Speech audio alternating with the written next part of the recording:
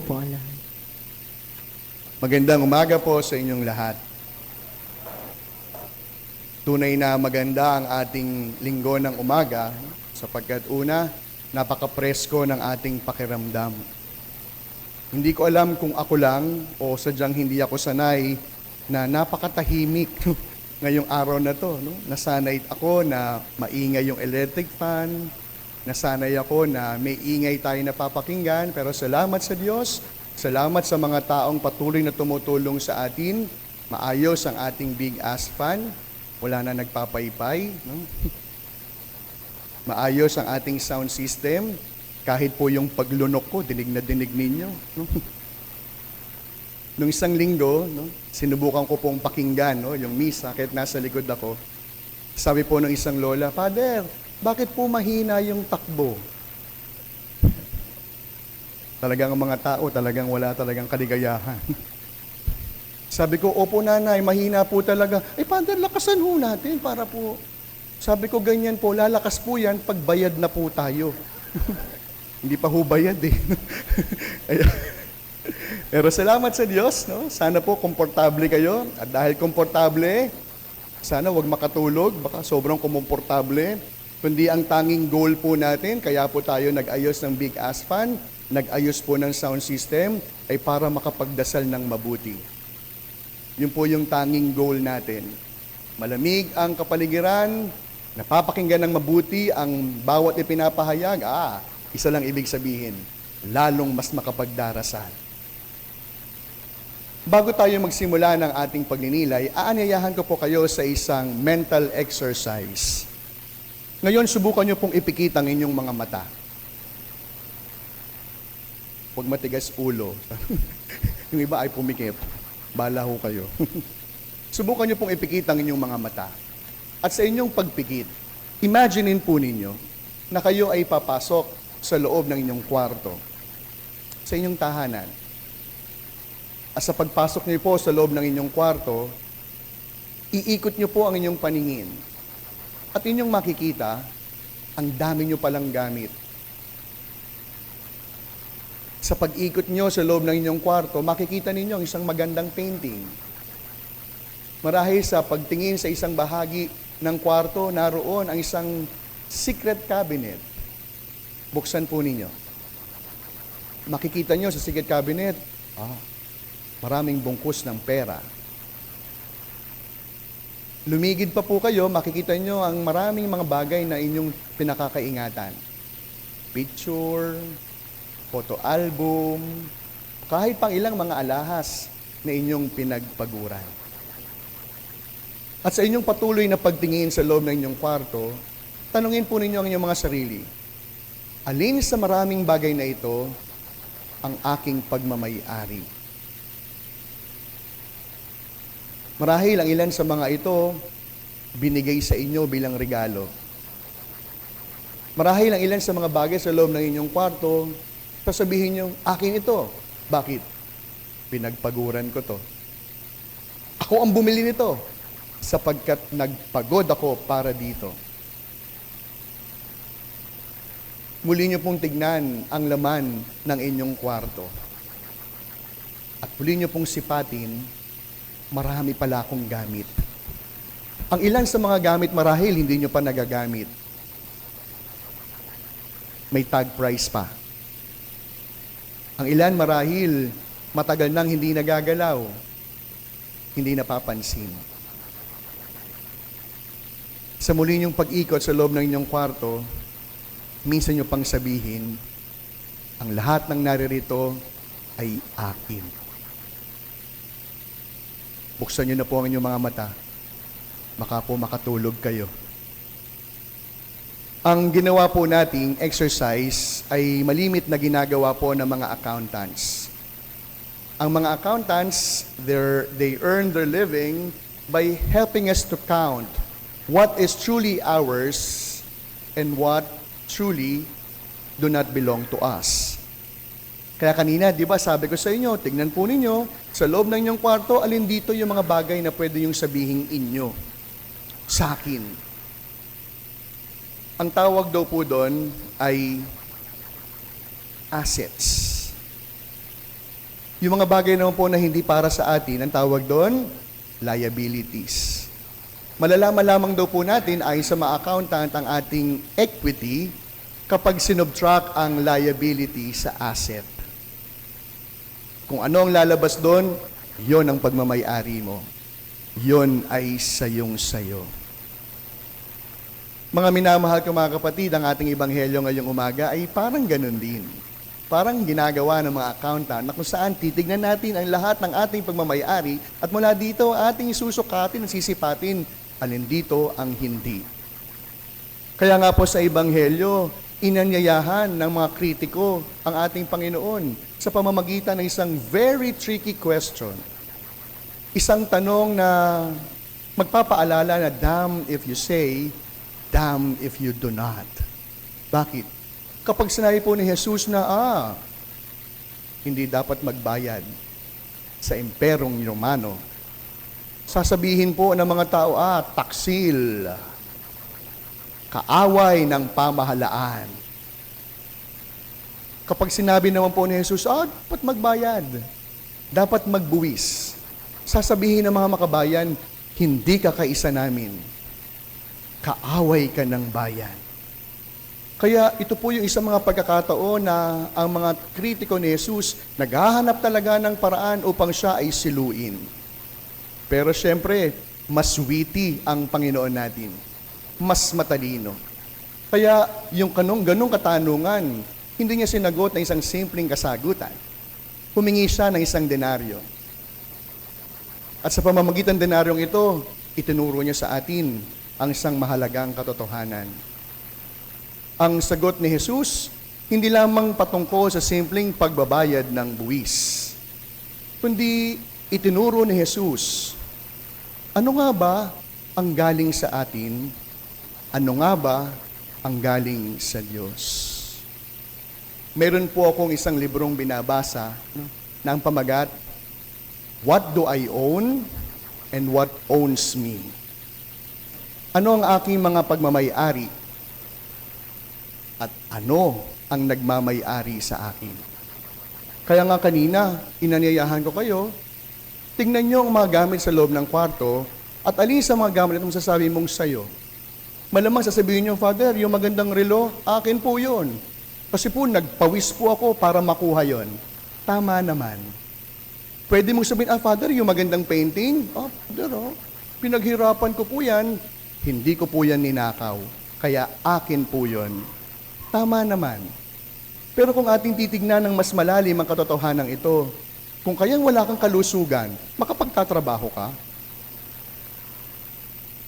Kung kayang hindi ka nabigyan ng pagkakataon, makukuha mo ba't matatamasa ang mga bagay na mayroon ka?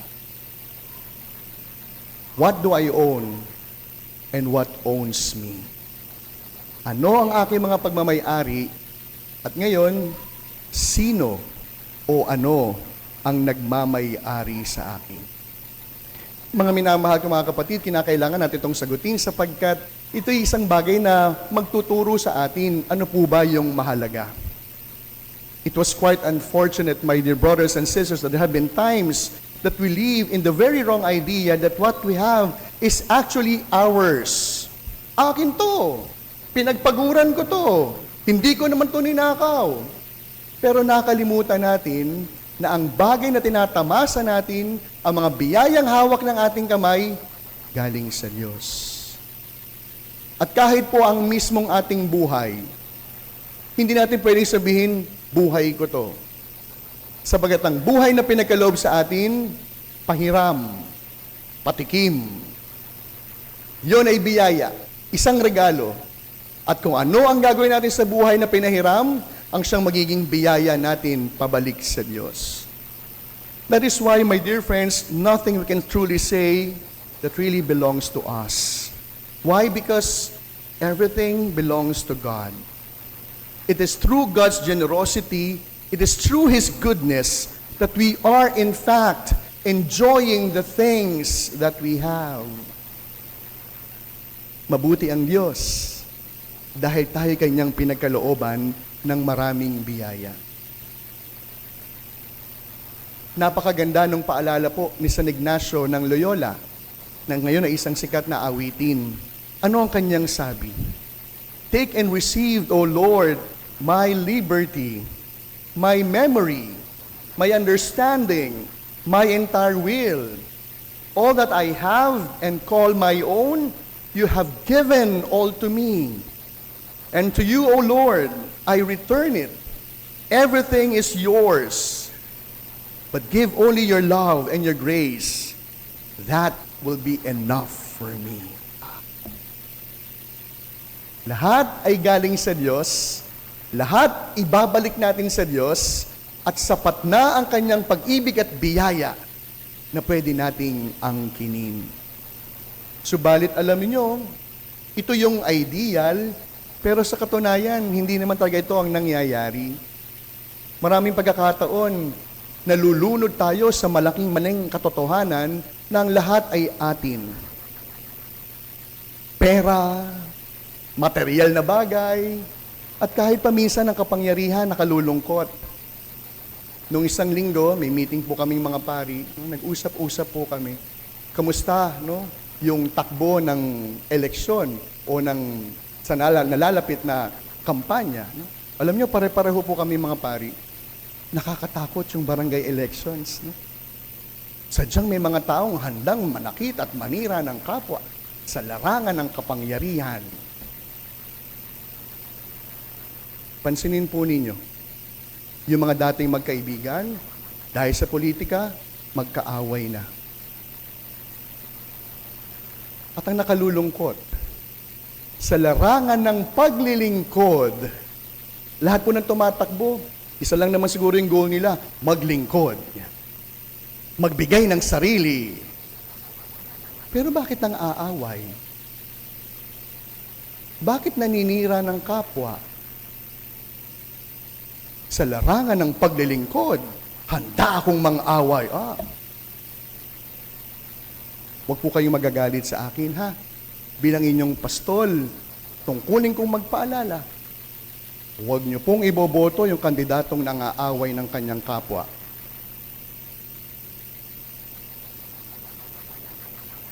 Huwag po nating iboboto yung kandidatong kapit-tuko sa kapangyarihan.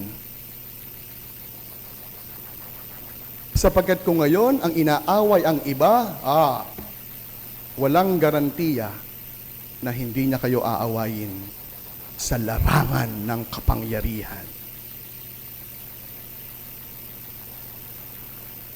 Bago mamatay si Alexander the Great, mayroon siyang 3 habilin o paalala. Ang sabi niya, una, pag ako'y nagkasakit, piliin ang pinakamagaling na doktor na siyang gagamot sa akin. Pangalawa, pag ako ay namatay at ililibing, ipakita sa mga tao, nakabukas ang aking mga kamay. At pangatlo, sa daan patungo sa libingan, ilatag ninyo ang aking mga kayamanan. Tinanong po siya ng kanyang mga kawal, bakit ganito po ang inyong kahilingan? Una, ang sabi po ni Alexander the Great, ibig kong patunayan sa mga tao, sa kabila ng aking angking kapangyarihan, sa kabila ng aking katanyagan, kahit pa ang pinakamagaling na doktor, hindi pwedeng pigilan ang aking karamdaman. Bakit po kinakailangan nakabukas ang mga kamay? Upang makita ng mga tao, ako ay isinilang na nakakuyom ang aking mga kamay. Pero sa panahon ng kamatayan, ito ay nakabukas dahil wala akong kayang bitbitin. Pangatlo, bakit po ilalatag ang kayamanan sa daan? Upang maalala ng mga tao sa kamatayan, hindi ko kaya silang dalhin. Kaya ngayong umaga, kung hindi pala importante ang kayamanan, kapangyarihan, poder, ano ang siyang mananatili? Ugnayan. Alam niyo, 12 years na akong pari, alam niyo yan, pag po binabalikan ko po yung kwento ng aking buhay bilang pari sa bawat parokya na aking pinagsilbihan, isang bagay po yung laging nananatili. Ano po yun? the relationships I was able to cultivate, the relationship I was able to make. At napansin ko, yung pong ugnayan nagsimula dun sa batang sakristan. Dahil may ugnayan sa sakristan, nakilala ko po yung mga magulang. At dahil nakilala yung magulang, naging kaibigan yung kanyang mga lolo at lola. At bandang huli, yung buong pamilya na yung aking naging may ugnayan. Kaya nga po, paalala po sa ating mga tatakbong kandidato, higit sa lahat, ang ugnayan sa isa't isa ang siyang mahalaga. Aanhin ang kapangyarihan kung basang-basa naman ang papel mo sa maraming tao. Aanhin yung posisyon kung nanira ka naman ng kapwa. At nakakatakot po yun kung ang isang may kapangyarihan ang siyang mauupo sa pamamagitan ng sindak at pang-aaway, nakakatakot.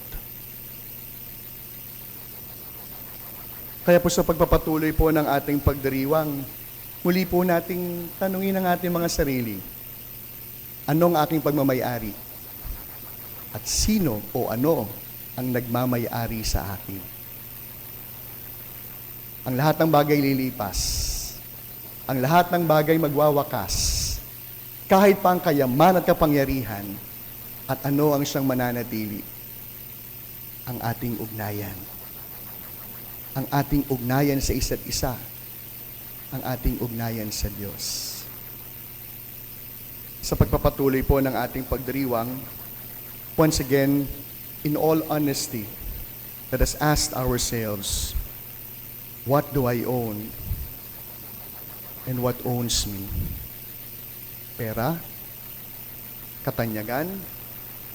Poder? Kapangyarihan? Tandaan natin, huwag natin hayaan na mga bagay na ito bihagin tayo. We must not allow all material things, power, prestige, even our dreams to possess us. Why? Because we all belong to God. We all belong to Jesus. Sa pagpapatuloy po ng ating pagdiriwang, muli niyo pong balikan ang laman ng inyong bawat kwarto. Sa loob ng kwarto, aling mga bagay na naririto ang sa iyo. Nang sa gayon, kapag nasagot natin ang katanungan, ang ating unang magiging tugon, salamat Panginoon. At kasabay ng ating pagpapasalamat, hahayaan natin ang ating mga sarili, Panginoon, kayo po ang umangkin sa akin, sapagkat kayo po ang aking tanging kayamanan.